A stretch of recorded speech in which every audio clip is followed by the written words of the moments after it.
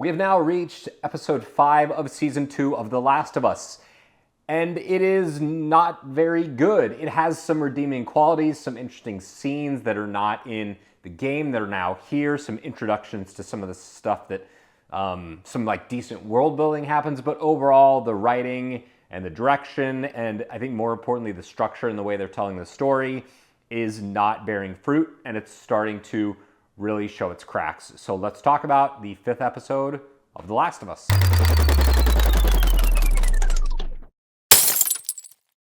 Thank you so much for checking out the video. Before we get started, click on the subscribe button and the notification bell. That way you know whenever I post new content. You can also follow me on Rumble, rumble.com/HometownZero. You can also follow me on X, HometownZeroYT, and on Instagram at RealHometownZero.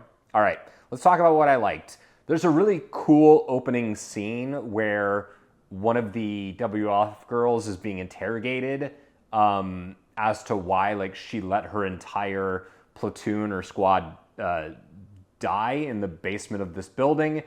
And it kind of sets up some stuff that happens at the end. It's actually a pretty good scene. The acting here is good. The writing is great.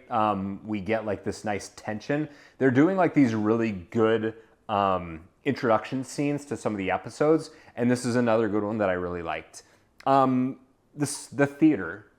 The movie theater is a significant set piece in the game, despite the stage looking not at all like it is supposed to with the curtains and everything. I actually think this is one of the better set pieces that they have. It's got the right sense of scale and scope, and I think they did a really good job with that particular world building aspect of the show. Something I really like too is that the stalkers are back. We get a really action heavy sequence with these creatures. It also, while I liked it overall, it also doesn't really make much sense because these creatures could easily overwhelm these girls, and then all of a sudden Jesse shows up and they just bail. It doesn't really make all that much sense, and so I thought that was dumb.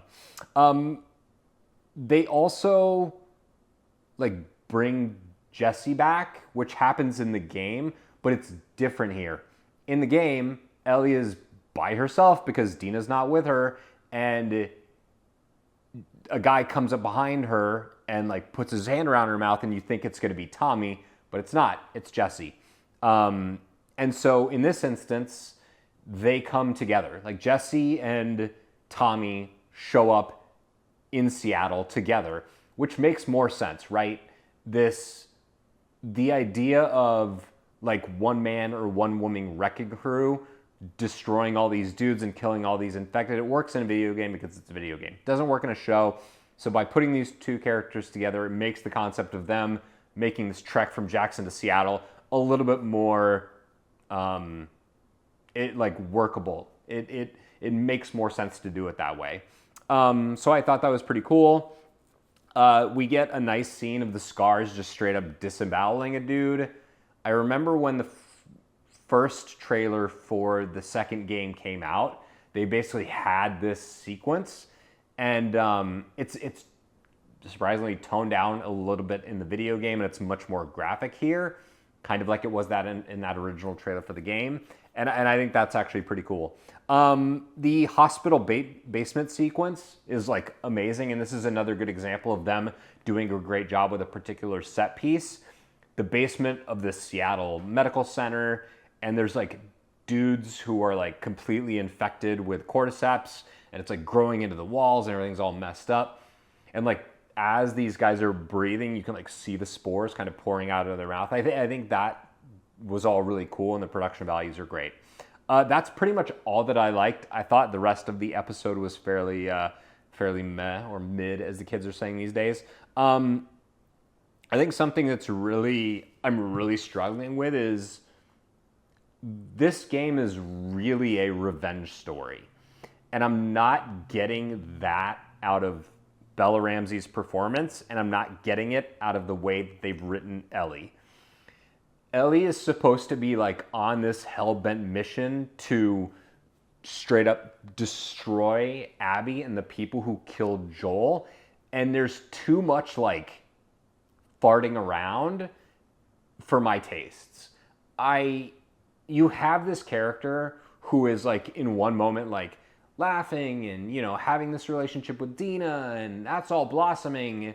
And then like all of a sudden she is in this hospital and just straight up like beats Nora to death with a pipe. It doesn't work. The tone is all over the place. And I think the way they're handling this series is starting to become a problem. They're not treating it the way it's supposed to be treated, which is as a full-blown revenge story. And I'm very interested to see what they do with the next season, which will cover the second half of the game. In theory, that's what I'm expecting. I'm interested to see what they do with that. The scale of Seattle is a complete and utter mess. There's a scene, and I don't know why they even chose to do it this way. There's a scene where they're like, all right, we're going to go to this hospital, this medical center, but there's like patrols everywhere. So we have to like find a break in the patrol. And the break in the patrol, there's this big building. And the building, clearly these patrols are avoiding. Let's go directly inside of it. And they have a line where they're like, hey, by the time we get there, it's going to be like dark. And as somebody who lived in Seattle for 7 years, there's no effing way that's possible because that is a 5-minute walk from their current location. It is a 5, maybe like 8-minute walk from where they are. It appears to be Capitol Hill down into the city and like to the location that they're going and they clearly show. So that mostly just annoyed me as somebody who used to live there. Yeah, it's dumb. The WF Scars situation is way more interesting than the main storyline. This is also a problem.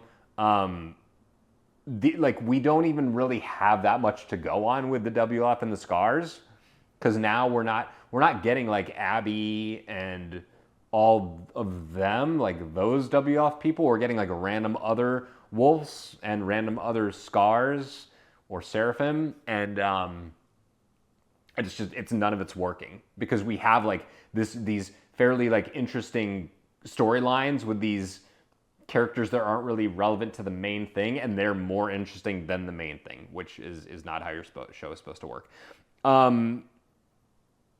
Dina also seems to be kind of a manipulative person, which I didn't really get as much in the games, but she like kind of breaks away from the character that they seem to be writing, and she like kind of guilt trips Ellie into taking her with her even though she's pregnant, and it seems to betray the character that they've written so far.